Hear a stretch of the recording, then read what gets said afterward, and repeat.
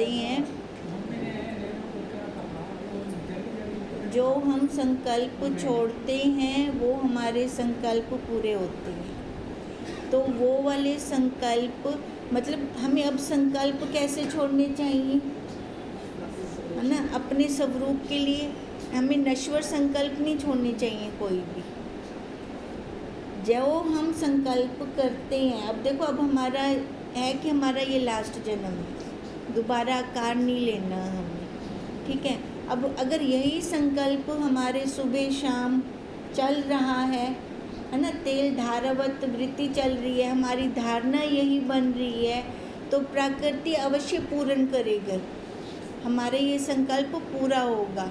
और कल हम संकल्प के उदाहरण भी दे रहे थे, जैसे अब हम आगे कर रहे हैं। इसी संकल्प शक्ति का परिणाम है कि सभी प्रकार की सिद्धियां इसी शक्ति के द्वारा दृढ़ होने से मनुष्य को मिल जाती हैं और हम कहते हैं कि चमत्कार हो गया।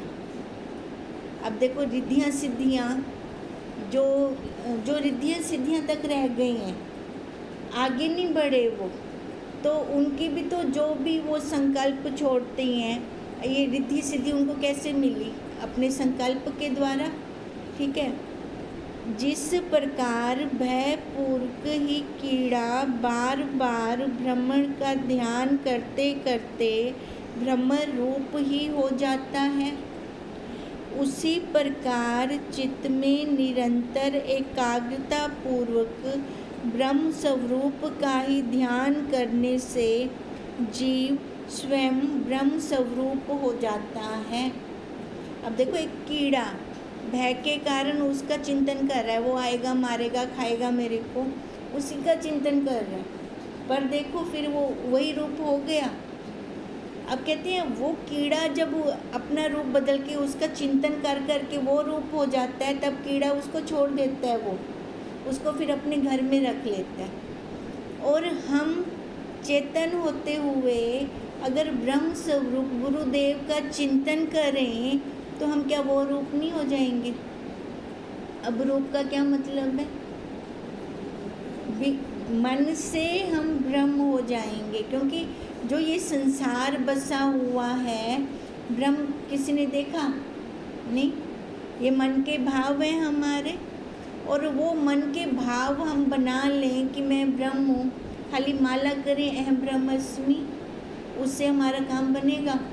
नहीं, उससे काम नहीं बनेगा हमारा, जब तक हमारी खुद की दृढ़ता नहीं होगी, है ना? और हमारा निध्यासन नहीं होएगा, पहले श्रवण फिर मनन फिर निध्यासन। अगर उस निध्यासन के साथ हमारी एकाग्रता हो जाती है ना, हमारी चित्त की वृत्ति उसमें लय हो जाती है ब्रह्म में, तो हम वही रूप हैं फिर। अब फिर हम मुक्त हैं। अब ये होगा कैसे? जब हमारी संकल्प शक्ति होगी, जब हमारी संकल्प शक्ति दृढ़ होगी। इसी संकल्प शक्ति से वस्तुओं में भौतिक परिवर्तन भी लाया जा सकता है। यह सम्मोहन से भी पार की अवस्था है। एक ना वो जो बीच में आए नहीं हुए थे, वो अपने सम्मोहन कर लेते थे, तो हाँ, उससे गहने गुने उतार के ले जाते थे किसी की आंखों में देखकर, है ना? अब कहते हैं जो ये संकल्प शक्ति है ना, उससे बड़ी अवस्था है, उससे भी ज़्यादा बड़ी है, क्योंकि वो मन का संकल्प है हमारा। अब यही संकल्प अगर हम अपने लिए करते हैं तो हमारा कल्याण हो जाएगा इसी जन्म में ही। जिस प्रकार अन्य समस्त क्रियाओं की आसक्ति को छोड़कर केवल ब्रह्मण का ही ध्यान करते करते कीड़ा भ्रमरी रूप हो जाता है, उसी प्रकार योगी एक निष्ठ होकर परमात्म तत्व का चिंतन करते करते परमात्म भाव को ही प्राप्त हो जाता है। कीड़े का उदाहरण दे रही हूँ ना। अब कीड़े का उदाहरण दे के कहते हैं वो वही रूप हो जाता है। और हम अगर परमात्मा के अंदर अपनी वृत्ति को लय कर दें तो हम भी वही रूप हो जाएंगे। पर ये तब होगा जब हमारा मन चलेगा नहीं, एकाग्र चित्त रहेगा। जितने भी संकल्प विकल्प उठ रहे हैं हमारे मन के अंदर, वो सारे उस भाव में, उस ब्रह्म भाव में वो सारे लय हो जाएंगे। फिर जाकर हमारा काम बनेगा। निरंतर एक ही वस्तु की एकाग्र चित्त होकर निरंतर धारणा करने से उसका रूप ही परिवर्तित हो जाता है। कहते हैं फिर शंका ना आए, एक ही धारणा चले हमारी तेल धारावत। अगर वो संसार की कोई नश्वर वस्तु को हम पाना चाह रहे हैं, उसमें चल रही है, तो वही प्राप्त हो जाएगी। और अगर कुछ हम शाश्वत पाना चाह रहे हैं, एक तेल धारावत वृत्ति खाली एक पे लगी रहे, तो हमें वो अवश्य प्राप्त होगा। फिर यह केंद्रित चित्त शक्ति का उदाहरण है। कहते वो हमें मिलती कैसे है? अपनी चित्त शक्ति है, वो अपना आत्म बल है कि हम अपने आत्म बल से वही ब्रह्म हो सकते हैं। जबकि हैं हम वही होते हुए भी हम दूर निकल गए हैं, हम मुक्त स्वरूप। फिर बंधन में कैसे आ गए? अपने आप को जीव मान लिया है ना, ब्रह्म छोड़कर। अब देखो जैसे तरंग है वो जल रूप, पर अपने आप को क्या मान रही है? तरंग मान रही है। अगर वो जल मान ले तो वो उससे अलग थी क्या? जल से कभी अलग हो सकती है? हो भी नहीं सकती, है भी नहीं। पर माने तब हम भी ऐसे, हम उस ब्रह्म से कभी अलग नहीं हो सकते, हैं भी नहीं। पर माने है ना, चित्त से एकाग्र करके माने कि मैं ब्रह्म हूँ, तो हम वही रूप है। अगर उसके लिए मेरे को पुरुषार्थ करना पड़ रहा है ब्रह्म के लिए, तो पुरुषार्थ किसके लिए करते हैं? किस वस्तु को अगर मेरे को चाहिए है ना, मैं कब मेरे को ये चाहिए, मेरे को ये चाहिए, कब होगा ऐसे जो मेरे पास नहीं है? तभी मैं कहूँगी ना मेरे को वो वस्तु चाहिए। अगर मेरे पास है तो फिर मैं कहूँगी क्यों, है ना। अब ऐसे ही मैं अपने आप को ब्रह्म मान ही नहीं रही, उसके लिए मेरे को पुरुषार्थ करना पड़ रहा है। अब पहले मानना हो गया, मानने के बाद फिर जानना हो गया, वही रूप हो गया। संसार वालों ने हमें मनवाया, तू माँ है, बहन है ना, कितने उपाधियाँ चढ़ा दी हमारे ऊपर, और हमने बहुत आसानी से वो मान भी लिया। अब संसार की बात तो हमने बहुत आसानी से मान ली, पर अब गुरुदेव हमें बार बार ये कह रही हैं कि तू ब्रह्म है, तो वो हम मानते नहीं हैं। अब संसार की बात मानने के लिए हमने कोई माला नहीं उठाई, है ना, कोई हमने संकल्प नहीं छोड़े, वो बहुत आसानी से दृढ़ता वाला हमने मान लिया। अब इसके लिए हमें संकल्प छोड़नी पड़ रही है, माला घुमानी पड़ रही है, मन की वृत्ति को चेंज करना पड़ रहा है। क्यों? क्योंकि हमारा भाव, हमारा मन बाहर विषयों में निकल गया, विषय की चमक दमक में वो रुल मरा, अपने आप को वो भूल गया। अब अपने आप को जब वो भूल गया, तभी हमें ये सारे यत्न करने पड़ रहे हैं। यत्न भी किसका? जो पहले ही है, जो मैं हूँ, है ना। यत्न भी हम किसका कर रहे हैं? कि जो हमारे पास है, मैं हूँ, वो पहले, उसका यत्न कर रही हूँ, उसमें एकता करने के लिए, उसमें मिलने के लिए। क्योंकि बाहर संसार के विषय नहीं छूट रहे, संसार के संकल्प विकल्प नहीं छूट रहे, उनको काटने के लिए हम ये वाले भाव बना रहे हैं। अगर हम बुद्धि से समझ जाएं कि मैं वही हूँ, ये सारा जितना भी पसारा है माया का पसारा है, शरीर की प्रारब्ध खत्म करने के लिए ये कर्म योग है मेरा सारा। अगर मैं इसको कर्म योग मान लेती हूँ तो मेरा काम आसान हो जाएगा समझ के, है ना। फिर एक बार समझ के बुद्धि के अंदर दृढ़ता आ जाती है तो फिर मेरे को कोई माला करने की ज़रूरत नहीं है। मेरे को कुछ बार बार, है ना, अभ्यास करने की ज़रूरत नहीं है। एक बार समझ आने बस। अगर वो जैसे समझ आता है और मैं वही दृढ़ता कर लेती हूँ भी हाँ मैं हाँ हूँ वो, ला बोलन दी लोड़ क्या है, बोल से तो वो जड़ा कहना उससे वही बोलेगा ना। अब इसलिए कह रही है कि हमारा संकल्प ऐसा हो। अब बन तो नहीं रही वो बात, अगर संकल्प छोड़े क्या पता हमारी बात बन जाए। और संकल्प में भी किंतु परंतु शंका नहीं आनी चाहिए, ऐसी दृढ़ता वाला हमारा संकल्प हो। इसी शक्ति से कई प्रकार की बीमारियों का इलाज भी संभव है। संकल्प करके ना बीमारियां भी ठीक करती हैं अपनी दृढ़ता के द्वारा। पतंजलि योग दर्शन के विभूति पाद में जिन सिद्धियों का वर्णन किया गया है वे इसी संकल्प की विधियां हैं। तभी कहते हैं कि सुबह हम संकल्प छोड़ें कि ये काया निरोग है, रोग प्रतिकारक शक्ति बढ़ रही है, मैं बिल्कुल ठीक हूँ, है ना, शरीर बिल्कुल ठीक है, ये क्रिया कर रहा है। तभी हमें कहते हैं कि हम ये संकल्प छोड़ें। ये संकल्प जब हम छोड़ते हैं तो हमारे शरीर के अंदर वो सुन रहे अंदर बैठा हुआ। या फिर हम ऐसे भी संकल्प छोड़ सकते हैं कि वो हे परम पिता परमात्मा, तू तो अंदर बैठा है, तेरे को पता है कि कहाँ से कौन सी नस ठीक करनी है, तू आप पे कर।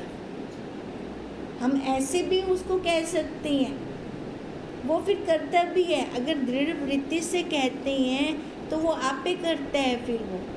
पर जब हम कहेंगे तब, जब हमारी प्रार्थना चलेगी तभी कहा कि संकल्प से बीमारियां भी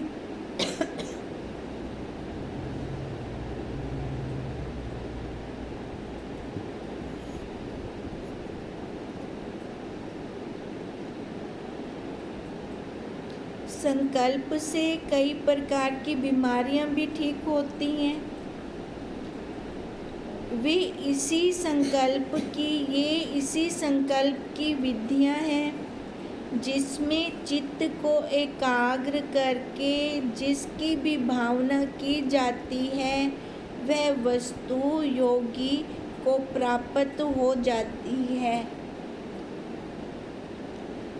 जो संकल्प करके सामान नहीं ले लेते, भी बैठे हम किसी झोंपड़ी में जंगल में, मेरे को अब हलवा खाना है, मेरे को पूड़ी खानी है, तो वो संकल्प छोड़ते हैं अपना। अब वो संकल्प छोड़कर उनके पास वो वस्तु तो आ जाती है, रिद्धि सिद्धियों के द्वारा वो आ जाती हैं।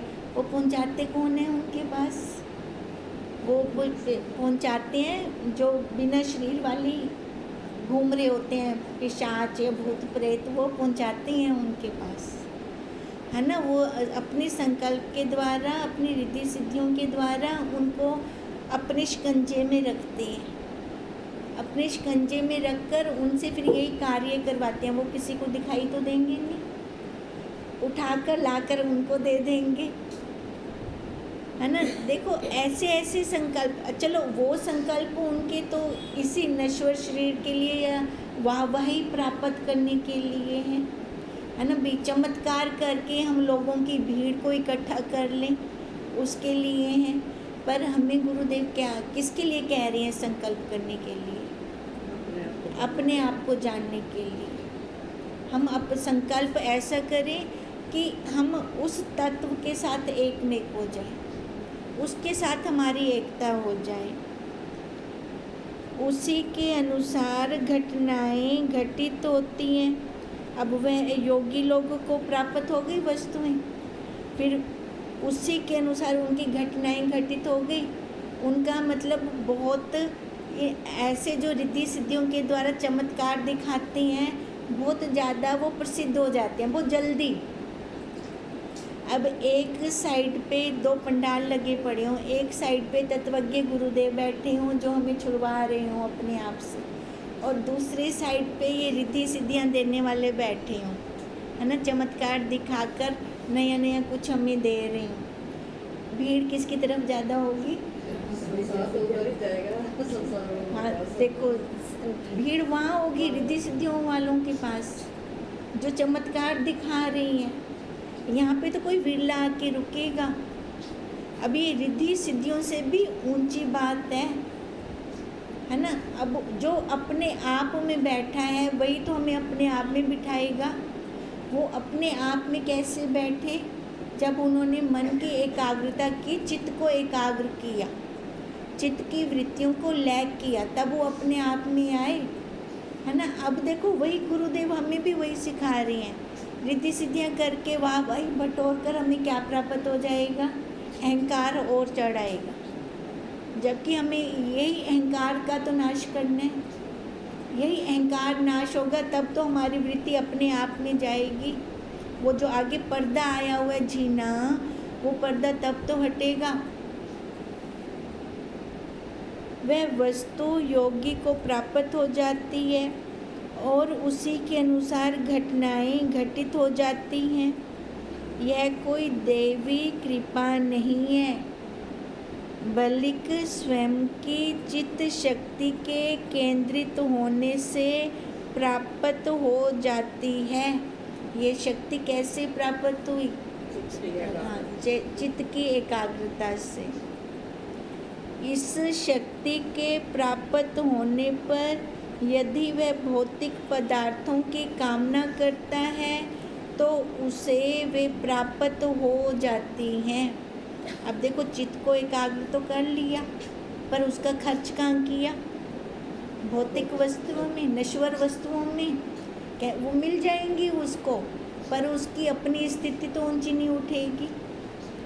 किंतु इनके प्रति आसक्ति का त्याग कर परमात्म भावना करता है तो वह स्वयं परमात्मा हो जाता है।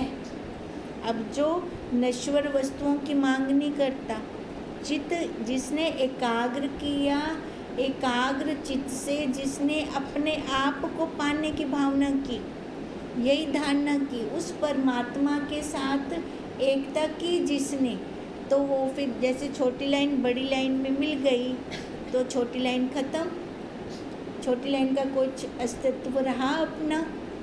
कहते वो वैसे फिर स्वयं परमात्मा हो जाता है, क्योंकि वह उसी का ही स्वरूप है। केवल भरमवश अपने को जीव समझ लिया था, जो दूर होकर ईश्वर रूप ही हो गया। भ्रांति से उसने अपने आप को जीव समझा था ना। जब उसने देख लिया, सही सही अप्रोक्ष जान लिया, फिर उसकी वो भ्रांति दूर हो गई। अब भ्रांति दूर होगी तो वो क्या हो गया? वही ईश्वर रूप हो गया। मनुष्य में सभी प्रकार की सुप्त प्रतिभा का विकास इस शक्ति से किया जा सकता है। हमारे अंदर ना बहुत पावर है, पर हमारी सारी शक्तियाँ सोई पड़ी हैं। अगर हम अपनी शक्तियों को जगाना चाहते हैं तो हमें क्या करना पड़ेगा? अपनी वृत्ति को एकाग्र करना पड़ेगा। जो हमारी वृत्ति खंड खंड हो रही है बाहर नश्वर पदार्थों के अंदर, उसको एकाग्र करना पड़ेगा। एकाग्र करके जो वस्तु हम पाना चाहते हैं वहाँ एकाग्रता करनी पड़ेगी। चाहे वो नश्वर है तो वो मिल जाएगी, चाहे वो शाश्वत है तो वो मिल जाएगा, पर मिलेगा ज़रूर। कैसे मिलेगा? एकाग्रता से। अब एकाग्रता से बहुत लोग बहुत फ़ायदा उठा रही हैं, वो तो नश्वर की तरफ जा रही हैं। हमें गुरुदेव कह रहे हैं हम शाश्वत की तरफ आएँ। अब यही एकाग्रता करके हम ये जन्म मरण का चक्कर अपना ख़त्म कर सकते हैं। और क्या चाहिए हमें? हम चाहते यही है ना, मुक्त हैं हम, मुक्त स्वरूप में हम। बस मुक्त स्वरूप के लिए ये धारणा बनानी पड़ेगी हमें। ओम तम नमामि